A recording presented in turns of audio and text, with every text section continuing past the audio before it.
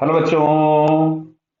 देखिए जैसे क्वेश्चन में लिखा है द रेडियस ऑफ जायरेशन या इसको कोई लोग गायरेशन भी बोलते हैं डिपेंड्स ऑन। तो देखो होता क्या है, समझो जैसे बात को। मान लो जैसे ये एक डिस्क है, इसका मास दिया गया है कुछ भी m और ये एक्सिस ऑफ रोटेशन प्लेन के परपेंडिकुलर है। तो इसके अबाउट इसका मोमेंट ऑफ इनर्शिया होता है mr² बाई 2। अब तुमसे बोला क्या जाता है कि जो प्लेन के परपेंडिकुलर एक्सिस है इससे अगर हम किसी भी फिक्स्ड डिस्टेंस पर कहीं पर भी एक पॉइंट रख दें, इस पूरे डिस्क के मास को प्लेस कर दें, मान लो जिसको हम जनरली के से डिनोट करते हैं। तो अब इस पॉइंट मास का मोमेंट ऑफ इनर्शिया डिस्क के बराबर आ जाए तो ये जो के होगा ये हम लोग बोलते हैं इसको रेडियस ऑफ जायरेशन। तो पॉइंट मास का मोमेंट ऑफ इनर्शिया हम लोग लिखते थे mr², जिसको मैंने के लिख दिया। अच्छा इन दोनों को बराबर कर देते हैं तो mk² इज इक्वल्स टू मिलेगा mr²/2।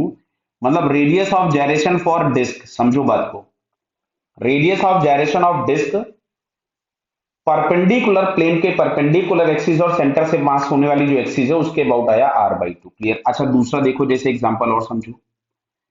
मान लो यहां कहीं पे सेम मैंने डिस्क ले ली वापस से, बट दिस टाइम जो हमने एक्सिस लिया वो डायमीटर एक्सिस ले लिया।